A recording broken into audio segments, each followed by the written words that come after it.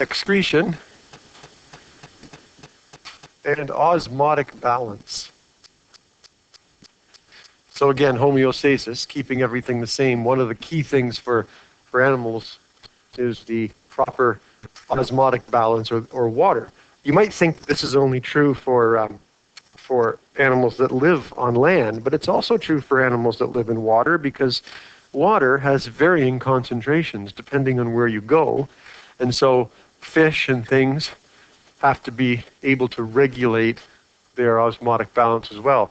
A fish that's accustomed to salty ocean water, if it's placed in fresh water, suddenly has all kinds of trauma because it doesn't have the mechanisms to deal with the hypotonic environment, right? And the same would go for, a fish swimming even in a single large lake. There would be very big differences, the depth of the water and so on, in terms of the concentrations of ions both in the water and in the cells of the fish. And so that would cause an osmosis, right, if there were vast differences in that concentration. So osmotic balance is important for every living thing, not just animals on land. On land, it's a bigger challenge because obviously we are in a severely hypotonic environment all the time. Our environment is much drier than we are. So there has to be all kinds of ways to prevent water loss and also manage it. And so basically, when we talk about excretion, we're talking about getting rid of waste products. So the waste product, whoa, what happened there? The waste products that we're talking about are metabolic wastes primarily. We're not talking so much about digestive wastes, right? Wastes from the digestive system are passing through you. They're not really even in your body. They're inside the donut hole of your digestive system. And that waste, of course, is handled by the digestive system. But excretory system handles metabolic waste from cells. So it has to be collected. It's collected through capillaries into the bloodstream. And it's funneled through the bloodstream, for humans anyway, into the kidneys. And most mammals do the same thing. Other animals have slightly different organs that handle this process. Insects and things have little things called Malpighian tubules or nephridia, which are essentially very primitive kidneys, or basically the primitive working part of the kidney. So we're going to say metabolic waste. So that's what we're talking about. It's important to know that distinction. We're not talking about waste from the digestive system itself, metabolic waste. And particularly, these are from the breakdown of proteins. So essentially, we've got protein molecules that we're eating all the time. And when we break down proteins, we get sort of various amino compounds. Amino acids for sure, but yeah, all kinds of things. And so basically it's the NH2 amino group that's attached to these compounds that we have to deal with. And so you break down an amino acid or something, you get these amino groups, and what your body does is it converts them to a different compound, and it depends on what you are. So if you're a fish, for instance, fish take these waste products and convert them into ammonia, which they then just release into the water, the surrounding water. You'll remember that ammonia is an NH3 molecule, so you can see how amino groups could easily be turned into that. If you are a mammal, like we are, if you are a mammal, you must be a mammal. Well, I guess that's not necessarily true. I don't know much about your heritage. Might be a reptile in your family tree somewhere. But if you're a mammal, we make something called urea, which is a compound made of nitrogen. It's a little more complicated. If you want chemical formulas, urea is a chemical that looks like this. It's not that complex. It's what do we got here? C. And then 2N. Okay, Smartboard's going to be acting up today, so I apologize in advance. N, H, oh, come on. Let me fix this somehow. NH2 groups here attached.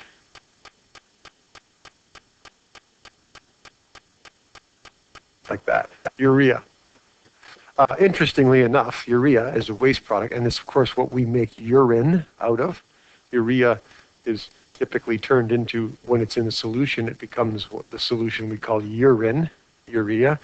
But urea is also a compound that's quite useful to us in other ways. We've discovered that urea makes a really good skin cream. The molecule urea is often used in creams to sort of soothe irritations of the skin, minor eczemas and things like that. And if you read skin creams like that, you'll see often the word urea in there. And of course, it doesn't mean that they used urine to make the cream. It just happens to be the same molecule, right? But it's kind of ironic that it's a waste product from our metabolism, and yet we've discovered that you rub it on your skin and it actually helps with certain things. And then if you are a bird, birds do something slightly different. If you know anything about birds, birds have an excretory system that doesn't exit directly to the outside. So we have a place for pee-pee and a place for poo-poo, right? But birds don't. They have one place, and their kidneys, or their kidneys are emptying into the tube, the lower end of their digestive tract internally. So if you think about your colon, there's a place where they basically urinate into their colon, and then it all comes out at once, which is that blob you see of white goo. And if you've ever taken the chance to examine bird droppings more closely, you might discover there's a little sort of blackish blob in the middle and a lot of white goop around. And of course, the blackish blob is digestive waste. The white goop is uric acid, which is a very similar compound, but it's a little more complicated. Let's see, do I want to draw uric acid just for fun? I could sort of draw it sort of sideways here and fit it in. It's basically, actually I'm not going to bother, but it's a big ring structure. It's a 6-sided ring with some nitrogens in it. Not there, C, there's a nitrogen here. It's got a 5 on here, and it's got some subgroups. But it contains lots of ends, right? I'm not going to worry about the structure of that. It's not something we want to memorize. Uric acid. Bird poop is a little more corrosive. Get it on your car, it can, if it's left on there, it can actually stain or mark the paint and things like that. So we don't like bird poop on things. But these are just the different ways that animals get rid of this. Now, how you get rid of it, that's what we want to talk about. We want to figure out, how do you get this out of your blood and into a form that you can eliminate. So we will discuss just a few examples of more primitive animals, and then we'll dive into the human kidney, which is probably one of the more complex of them. Essentially, the way it works, if we take something like an earthworm, we're not going to draw extensive anatomical pictures, but here's a cross-section of an earthworm, right? This poor worm has been sliced open. And what we'll find is that earthworms have a body design that is segmented. So the worm has segmented body parts. So what that means is that its body plan comes in little segments. And if you've ever seen an earthworm, you almost can see the little lines that delineate the segments. And the way it works is that each segment is almost autonomous. It almost does everything that it needs to do. It's almost like you can imagine the evolution of a small creature, right, with a body plan that handles the businesses of life. And then this worm is almost made up of many segments that imitate the autonomy of that small creature.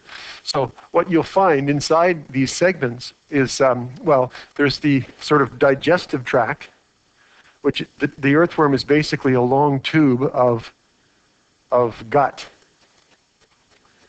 right? This would be the digestive opening. So earthworms essentially travel through you with me, guys? They travel through the dirt, and they eat the dirt. It goes through their digestive tract, and they extract nutrients from it. And so right underneath there is a blood vessel, right?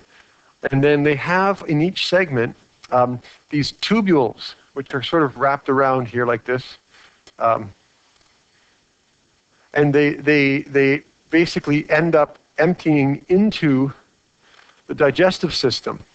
So they bring the wastes from all these cells, they collect the wastes, bring it into the digestive system and empty it. Now, how do they get the wastes? Well, from the blue blood vessel, there are tiny blood vessels branching off, right, which are the capillaries. And the capillaries are wrapped all around these tubules. And the tubules then are sucking out, so the capillaries are taking metabolic waste from the cells, delivering it to the tubules, where it can pass into the green tubules, which then pass into the digestive tract and are eliminated like this. So these tubules are doing the job of getting rid of the metabolic waste. These are called, the green tubules are called nephridia, or metanephridia, because they're sort of, whenever you see the word meta, it means almost like a nephridia, or something that functions like a nephridia. A nephridium is a functional unit of the kidney. In other words, this idea, this little package idea of a tubule surrounded by capillaries is the basic function of, or the basic structure of the kidney. In the worm, it's basically that. It's very simple. In slightly more advanced insects, advanced life forms like insects, the insect body, so an insect body, oh, I should go back to my color scheme here. An insect body is more of a black. There we go. And there's the outside of the body, the wider abdomen of the insect. And again, it has a digestive tract here that runs through it. So this is the gut of, and the insect has more elaborate, there are also capillaries, but I guess what I was drawing here with these are the tubules that empty into the gut. They're a little bit more complex. They're larger, and they have so they empty into the gut like this, and they're called Malpighian tubules. Malpighian tubules in this case. I better spell this right. I think it's I-G-H. Yep. Malpighian tubules. Tubule. L-E. But they function kind of the same way. They would be wrapped with capillaries. Let me just put some capillaries there. Capillaries wrapped around these tubes. And the capillaries would be bringing waste products from all the cells collected essentially by diffusion through the membranes. The high concentration of waste in the cell would create a gradient. And when a capillary is nearby, the capillary would have less of this waste. And so the waste would travel through the membranes into the capillary. Now it's in the bloodstream, carried to the Malpighian tubules, again passing into them by the same concentration gradient, and then into the digestive tract. So that's just kind of, again, the basic functional unit here, this idea of a tube surrounded by capillaries. We're going to get to that more complex development of that in the kidney. Your textbook also mentions some interesting things. Certain animals have salt glands. Salt glands, like for instance in a seagull, animals that live near the ocean and are ingesting a lot of salt as they scoop fish out of the ocean. The salt glands, which in the seagull are located sort of just above its beak. There's my seagull rendition. The salt gland, there's two of them, one on this side, one on the other side. I can't draw the other one because I drew it in a side profile. but basically right in its sort of forehead. And these salt glands help to eliminate salts from, because salts can change the osmotic balance, right? If you eat too much salt, or there's too much salt in your system, you become hypertonic in terms of salt concentration, right? So you have to be able to take care of that. So there's all kinds of interesting things that we could get into, but what we want to do now is get right into the kidney. Okay? So what we want to see from this is that is a very, very brief and quick sort of evolutionary trend to where we get to the human kidney. Okay, let's draw a picture of the human kidney now. This is the meat of what we want to do. So let's draw a picture. I'm just going to move up a little bit. Human kidney. Okay. And I'm going to get some colors here. I'll get this nice kidney orange color, which looks good. And we're going to draw a structure that's sort of something like this. Take about a half a page. It's going to be basically a kidney shape, something like that.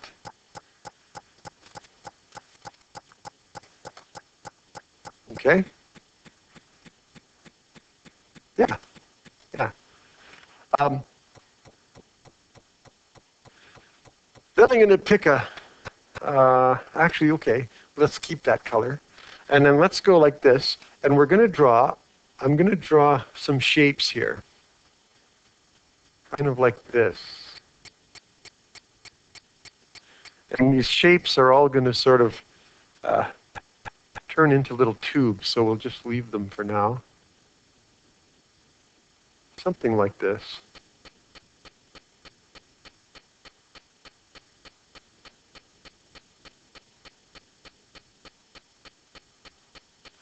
Let me just fix this one, they've got too long. And then all of these are going to form a tube, so I gotta go back to my pen and sort of link them all up.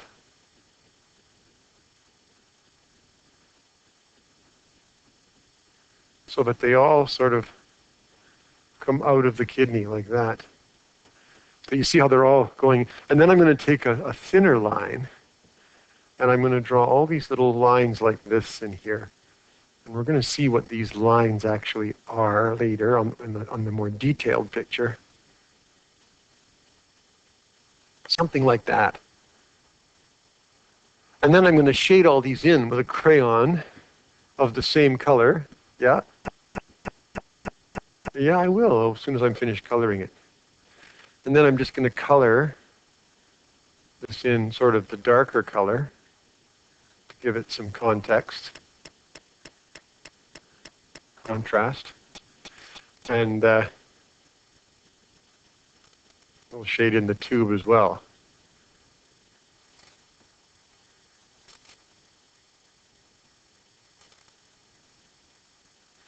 Now, the harder thing to draw, okay, I'll pause for a minute. Maybe I can extend. I'm gonna extend this down a little bit to sort of get it out of the way. I'll go back to my pen.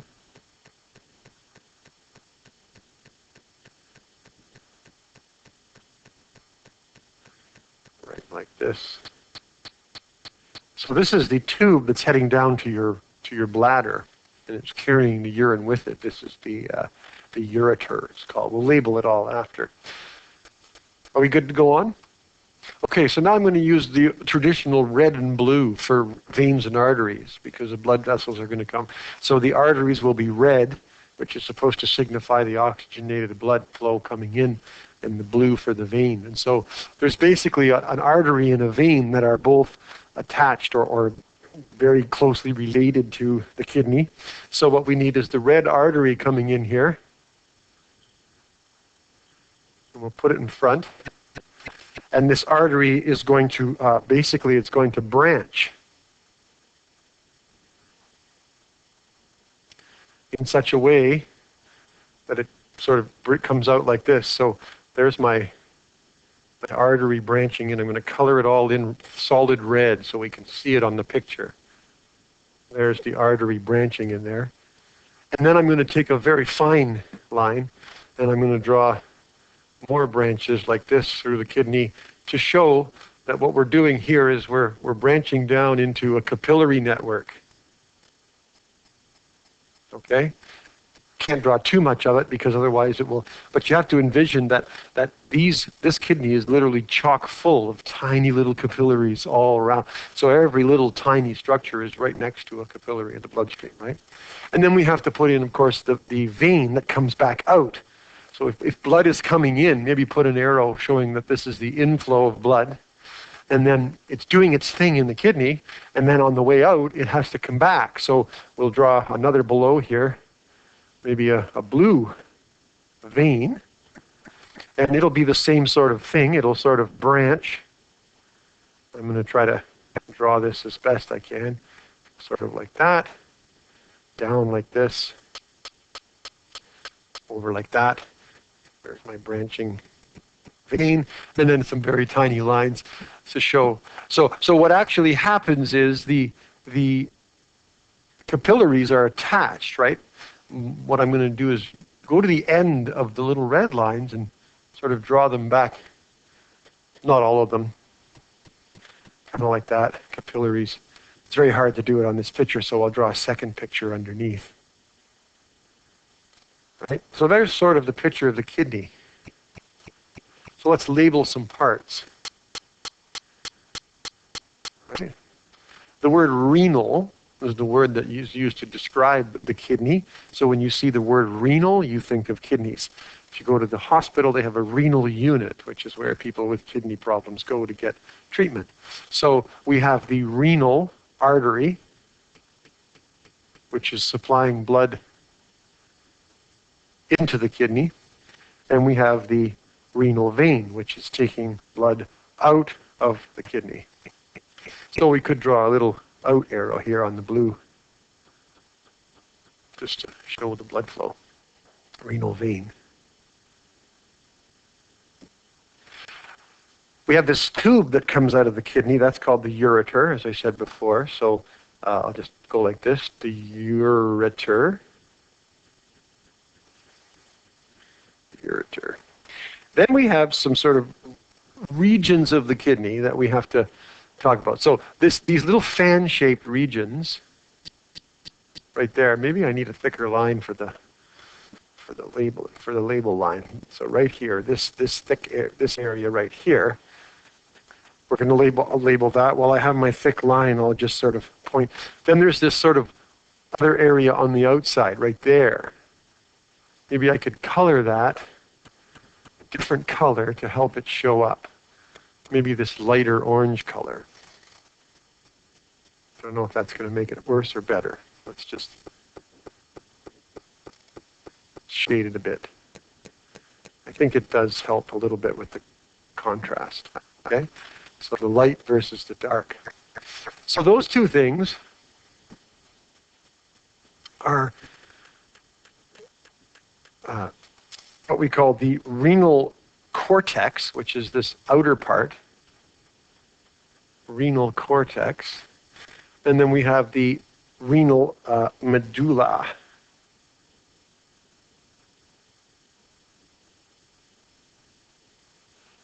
Which is the inner part.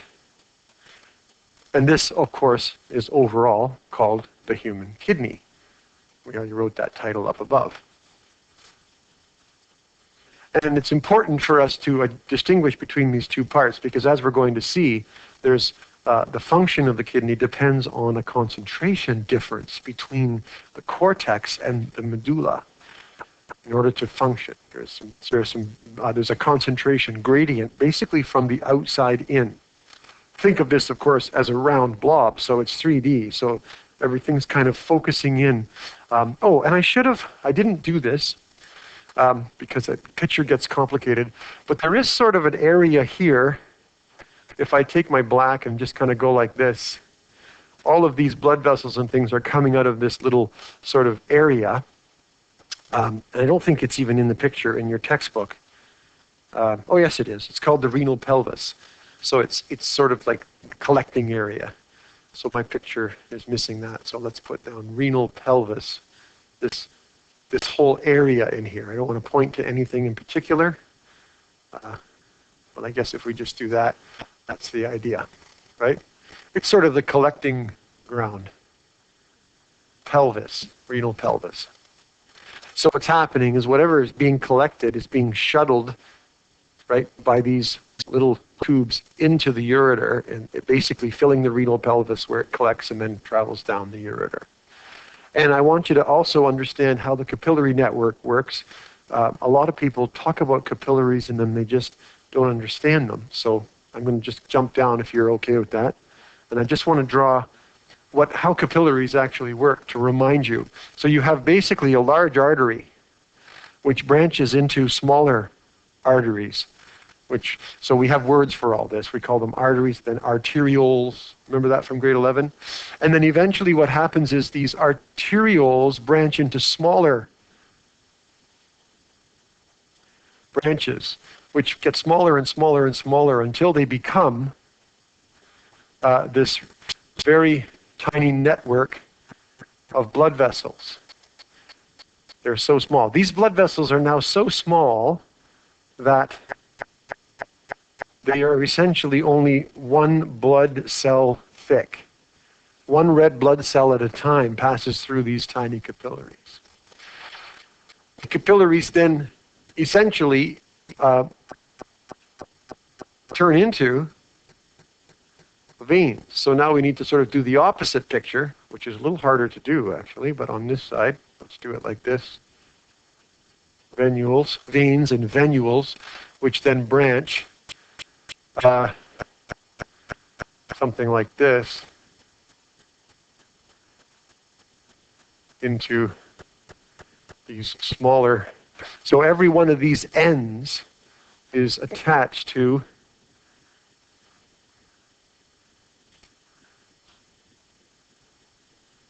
like this. And then hook up that one, hook up this one, hook up that one. So it's basically just all the way through, right? And the colors are only there to delineate sort of physical changes in what's happening inside the blood, not actually different structures as such. I mean, technically, once you get over to the right side here, this is a vein, and on the left side, this is an artery. And then we have names for these sort of medium-sized arterioles and venules, but the inner part of this, where it looks like fingers grabbing each other, that's the capillary network. And so whatever tissue this is wrapped around, okay, I just noticed I got one hanging capillary there, and another one here. Let's join these suckers up so they have a place to go. So there would be some kind of tissue. Actually, I'm not even going to do that with a marker. Let me erase that. I'll do it with the crayon. It'll look better. Crayon, maybe some green color. So in here is a tissue of sorts, and the capillary wraps around it. It could be intestinal tissue, and these capillaries would be taking nutrients out of the intestine. It could be like the alveoli in the lungs, where they're pulling oxygen out of the lungs. In our case, it's the tissue in the kidney medulla, the renal medulla, and it's these capillaries.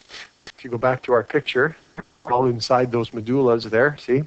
They're going to be sucking out stuff, and then that's basically how the capillaries work. So the capillaries are essentially the loading dock for the transportation system of the circulatory system, right? Anything that gets in there. And the reason things can get in is because they're diffusing. Because of the size, these are one cell thick. So lots of things can diffuse right through the membranes, in and out, and it usually depends on concentration gradients. Things will diffuse in or out depending on where they're highest. Wastes tend to be more concentrated in the tissue, so they would flow into the bloodstream. Whereas nutrients tend to be less concentrated in the tissue, and they would flow from the blood into the tissues, right? So that's just a little reminder of capillaries. Okay, now what we're going to do is can you label it? Sure, you can label it if you want to. Well, let's just call it a capillary network.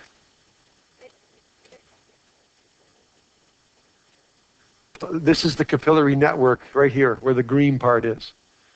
And these are arteries and those are veins. That's all you really need to understand for now. We're not getting into the details of this. This was just a reminder because this is an important part of how the kidney is going to function. Okay, so let's go down here a little bit more. Now we're going to do a zoom in picture to see what's happening on a sort of almost microscopic level. Not quite microscopic, but almost microscopic level. So we're going to take our kidney that we had before, and I'm just going to draw it over here, like this. And what we're going to do, I'll put a little thing on there, we're going to do a blow up, all right? So we're going to take, actually what I should do is put the medulla in there too. So let me just draw in the medulla parts.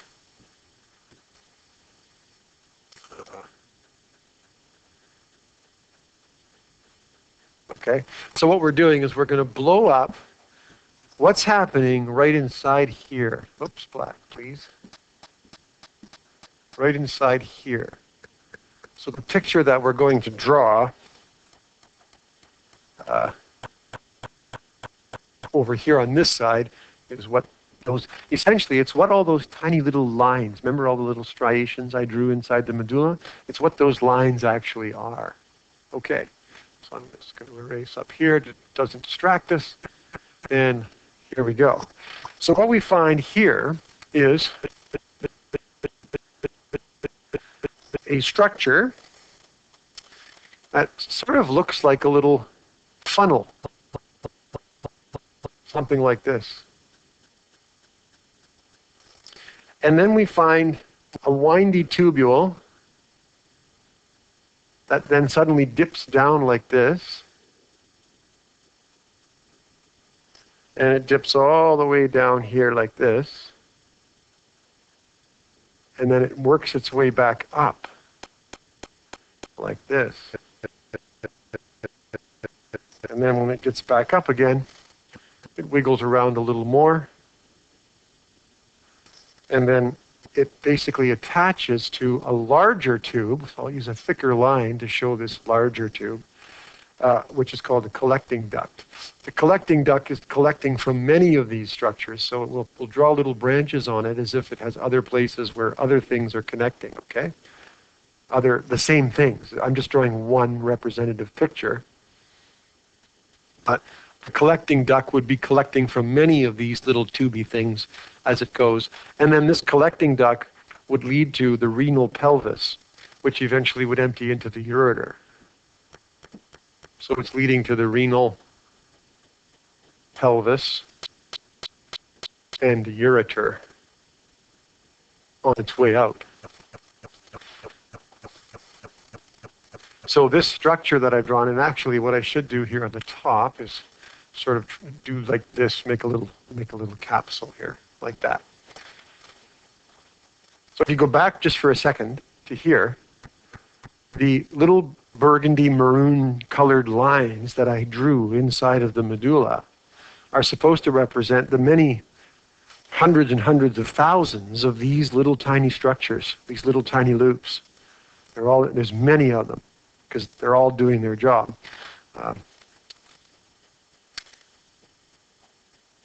Now, the other thing about this that we have to do is I have to sort of shade in how this is situated. Because these loops are in the medulla, part of them is actually in the renal cortex. We don't really see that in the picture, but if I take my color for the cortex, which I think was this nice light brown color, and I shade up on top, basically if we just draw sort of an area here, okay, and I shade all this around here, this sort of nice tan color. I just realized the more you shade it, the more tan it becomes. So that's kind of interesting. Instead of getting darker, it actually gets lighter. It's weird electronics. Okay? And then what we'll do is we'll put a line to demark that. This is what? Now I'll get my other color that I was using for the medulla, and I'm going to put that down. Whoops, where's my crayon? Hang on. Crayon. Right. Do I have the right color? No. This color? Down here. So that's enough. That's enough of a difference. I don't need to draw a line. And this is the part that goes all the way down around here. Okay? So it's important to understand this, because you're all going to ask me questions after. What is that? Where is this? Where is that? That's what happens. Everybody gets confused. So what this means is that this part down here, this part is the medulla, and the top part up here is in the cortex. So remember, the cortex was the part sort of on the outside. On the outside, the lighter tan color was the outside part, and the darker color inside here was the medulla. So these little loops are running in, the top of them are out in the cortex, and then they run down into the medulla. And it's very important because, as I said, the concentrations of things in the tissues are different in the cortex than in the medulla, and that's critical to understanding how the actual kidney works. All right, so what we've drawn here is called a nephron. So this entire thing, this entire blow-up that I've drawn here, if I just go down underneath, and I write a little N, I'll write it in black, nephron. The nephron is the functional unit of the kidney. The kidney is essentially made up of many, many hundreds of thousands of nephrons. I'm not actually sure how many. This textbook says about 1 million, so about 1 million nephrons in the kidney. And you know how big a kidney is, so if there's 1 million little pieces in there, they're quite small, aren't they? They're quite tiny. Okay? But basically, all we have to do is learn how one works, and then we know how they all work for the kidney. Okay? So there's a question about the medulla and where it's actually, I didn't shade over here, but yeah, you can shade over here too. The collecting duct is basically just like anything. Little tubes enter into bigger tubes and bigger tubes and bigger tubes until eventually they enter into the ureter, right? So it's the collecting duct is basically just another thing. Okay, yeah. Okay, well let's do a little thing here. We're discussing whether or not we should add the capillaries. But if I do that, basically what we want to see is a large network of capillaries all wrapped around here, around these tubes. I suppose this isn't too bad. And through the tissue. These are all the capillaries that are wrapped around, right? And then part of the problem is those capillaries also exit. So they would all be attached in some way to the, we can draw right along here, the artery that's running through here. And there's also the vein running through here. And I'm not drawing the blue half of the capillaries, so all those red lines would end up inside the vein at some point, right? Just to keep it from getting complicated. But there is a very important part of where the capillaries are. And I want to draw that. If you look in page 449, you can see this. There's a sort of a large, red. There's sort of a large artery that's branching up here, right? And it's hooking up to the Bowman's capsule. And so what happens there, oh, you don't know that yet. It's hooking up to this hook thing. And let's put a very dense capillary network around here, like this. And it sort of we'll attach it right there. That looks good.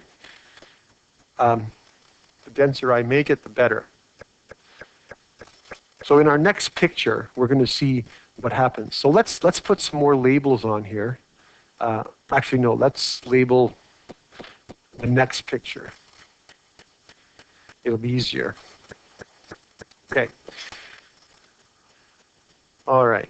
So now down we go. So now we know what a nephron is. Now we're going to do a sort of a bigger picture of the nephron, and we're going to look at what's going on in all the different parts in a little more detail. Okay. So we're going to draw that nephron much larger now.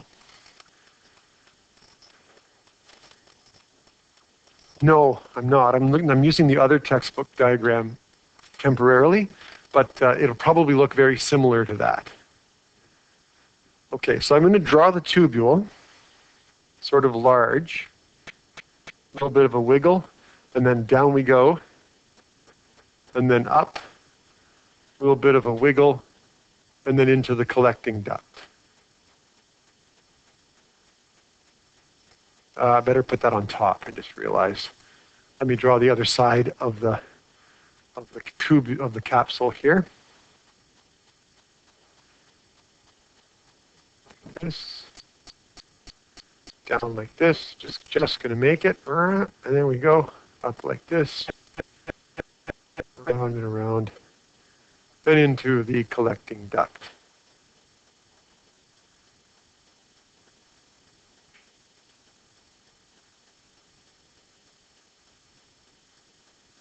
So there's a bigger version of what we had before. Okay. Now what I'm going to do is I'm going to shade this in behind in 3 different colors. So I'm going to get my crayon. We were using the lighty brown color here for the area up here.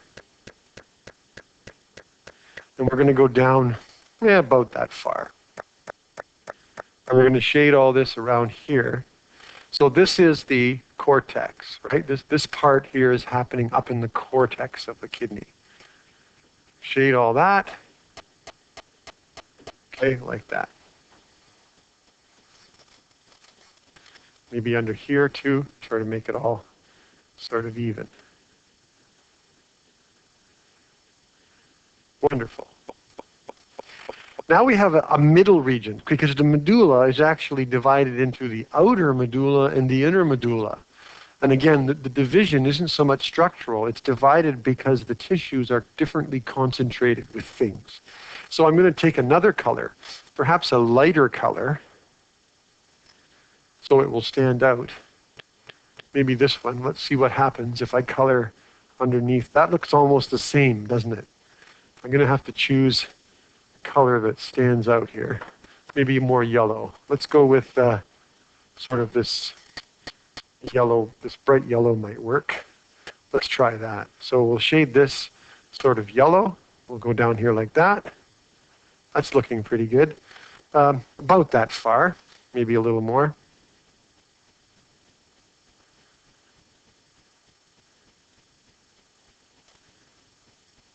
Like that. Good. And then our last color we'll go back to was this darky brown, kind of ruddy red area for the rest, which is the inner medulla. Shade, shade, shade. That. Color, color, color. Something like that. Okay, so this gives us a backdrop on which we can write things to see what's going on. So we should label these so we remember what they are. Pen.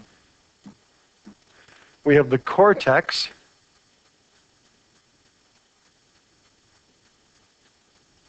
Cortex. This is going to be small, so I'm going to say it. The outer medulla. Outer medulla. Let's see how many people are going to ask me after. What does that say? Outer medulla. And then the inner medulla. What was that question? Well, it's a good question. On this picture, the outside of the kidney is near the top. The cortex forms the outside of the kidney, and everything works inwards. So the outer medulla is the outer part of the medulla because it's closest to the outside. Does that make sense? Yeah. Outer medulla and inner medulla. Okay. What's going on? What we're going to do now is we're going to show with arrows the movements of things in and out of this tubule. But first, let me talk about this thing up here, this little jaw-like claw. Remember, it's wrapped with capillaries. We're not going to draw that, but it's wrapped with capillaries. It's called the Bowman's capsule. Okay?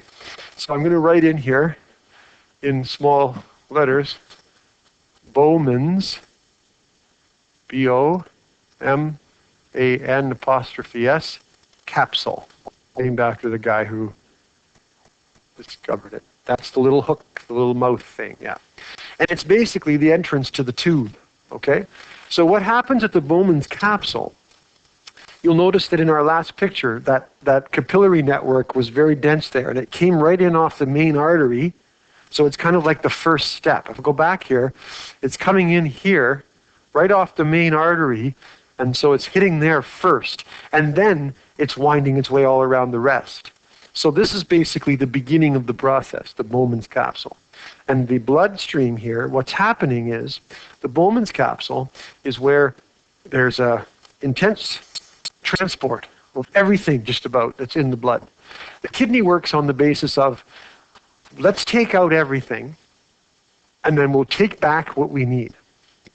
So in the Bowman's capsule, you see basically the dumping of all kinds of solutes, salts, urea, all kinds of things into this tubule. Now remember, the tubule, once you're inside the black tube, you're on your way out of the body, right? If you stay within, if you're coming out of the tube into the cortex or the medulla tissue, then you're going to be absorbed by the capillaries and brought back into the body. So any arrows that point into the tube are going to become part of the urine and be excreted. Any arrows that point out of the tube are going to be reabsorbed by the capillary networks and recirculated through the body. Okay, so there's a couple of things, and let's color code them. So let's take purple, and let's write out here, this section here, right, is called the proximal tubule. Problem is, I'm not going to be able to write all the labels and all the moving of the ions. So, okay, so here's what we will do. We'll go back to this picture, which is already messed up anyway, okay? And I'm going to label this section. So this section right here is called the proximal tubule. Proximal, which means the near tubule, close tubule, proximal. It's proximate. If something is proximate, it means it's sort of close to you. It's the first part. No, just one in the box, just in the box. Okay? The next part of the tubule that loops down, let me get a bigger marker here. The next part of the tubule that loops down is called the loop of Henle, this section.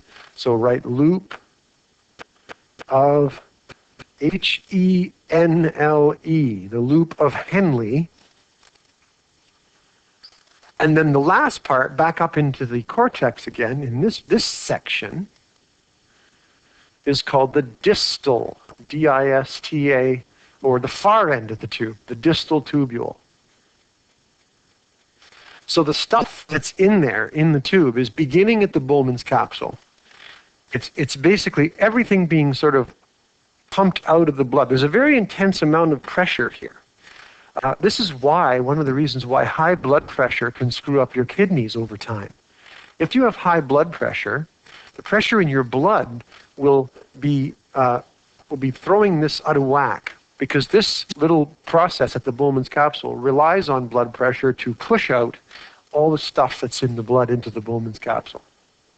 Sure, right? Distal tubule, yeah. So the Bowman's capsule is the first step.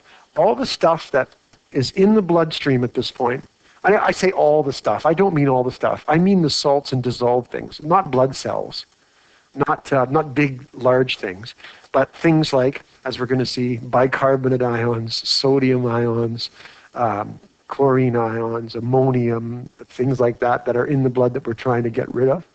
It's all pumped in here. So here's a good way to think of it. The stuff we're trying to get rid of, these little ammonia-like compounds, these amino compounds, the urea in a sense, the reason we're trying, the problem is it's the same size as a lot of the other stuff we like to keep. So how do you get it out without getting the other stuff out? So the kidney says, well, let's just take it all out right at first. So the Bowman's capsule, it all comes out. Now it's in the tube, and it moves down through the proximal tubule into the loop of Henle and back into the distal tubule and out. So the rest of this, the 3 tubule sections, are the points where we sort of suck back some of those things that we didn't want to lose in the first place. And hopefully by the end of the process, we've left behind just the wastes that end up in the collecting duct and work their way out. Okay? All right, so now that we have those words, when I use them, we can refer to them. So we're now talking about the proximal tubule. So here are the things that are going to happen here. There's going to be some out movement. I'm going to put all the out movement in purple so that it shows up more obviously. So arrow out, bicarbonate, HCO3 minus, bicarbonate is out. All right? I'll do it down here. Can I? No. Let's do all the outs on top. Another thing that comes out, NaCl, salt. Salt is coming out. There's water coming out, H2O. There are various nutrient molecules, nutrients coming out. And then potassium. So if you think about what's coming out of the tube, that means we're taking it back into the body. We want this stuff. We want nutrients, we want water, we want potassium. The bicarbonate, we'll see later, what the kidney does besides regulating osmotic balance and eliminating urea waste, it also regulates pH in the bloodstream. It's a very important organ. So those are all the things that are coming out. But what's coming into the capsule, or into the tubule, sorry, I'll put in green. So arrows in, going into the tube, is H plus ions are being pumped in, and NH3 are being pumped in, NH3 or ammonia. Now, some of the things that are going in are being pumped in actively by active transport or pumped out. We'll do a summary after of which things are actively pumped in and pumped out. And some of the things are moving in and out because of concentration gradients. They're moving passively. So in other words, the kidney's going to use ATP energy to pump things in and out to control the passive movement of the other things that are going to be moving according to the gradients. So we're going to create gradients to move other molecules. Question? That's a great question. Those little green letters, they look like they're in the outer medulla. They're not. I can't draw it small enough. So everything that's happening here, just think of where the tube is, and that's where it's happening, not where I write the letters, okay? Good question. Okay, so then we move down the loop of Henle. And we're moving down. It's actually called the descending loop and the ascending loop. Believe it or not, we like specific in biology, right?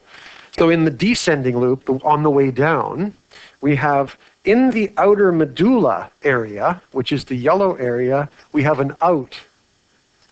Right here. And this would be water, H2O. Okay? Then, as it goes around the bend, way down here in the inner medulla, we have salt coming out, NaCl. As we get up here again, more salt is coming out. Getting rid of salt is a good way to reduce the gradient, right? It's a good way to make a solution more dilute. So that's going to happen there. Then we get to the upper part, which is back in the cortex again. We're now in the distal tubule, and we have some more outs and ins. So what's coming out here is still more salt, NaCl. and some more water, H2O, and bicarbonate, HCO3 minus. Going in now, in our green color, is potassium ions and hydrogen ions, H plus, or H3O plus, whatever you want to think of it. And then in the collecting duct, believe it or not, which is still part of the tubule, there's a couple of things that happen. There's a little bit of out of NaCl as the collecting duct runs down here, NaCl out. And then way down here, as it goes back through the inner medulla, this is going to seem counterproductive, but there's a little bit of urea out and a little bit of water out. Now remember, the tube is where the urine is, so why would we at the end of the process be pumping urea back into the tissues? Well, it seeps back in because of osmotic differences. So the problem is it's almost like a little bit of a leak in the system where the urea is coming back in, and it depends on the concentrations. So what we're going to do now that we have all that is we're going to take a little break. When we come back, we're going to look at how these things move in and out and what's causing them to move in and out, and look at which ones are being actively transported versus passively. One more thing that I want to put on this picture before we move to our next picture. If we move down here, the three different sort of tissue types, the cortex, the outer medulla, and the inner medulla. Okay? What happens, I'm going to put a line somewhere on here, maybe over here in a nice red color so we can see it. I'm going to put an arrow down here, like this. And this arrow represents an increasing concentration of solute in the tissues. Okay? Increasing concentration in tissues. Not in the tube, in these tissues that we've colored in the background. And that's very important because this increasing concentration in the tissues is going to be what drives a lot of this movement of things in and out. Okay? Well, it doesn't have to be, yeah, it's the solutes that are, whatever, it's the concentrations of essentially salt, and in the bottom here, a little bit of urea that helps to, see this urea coming in on the right side?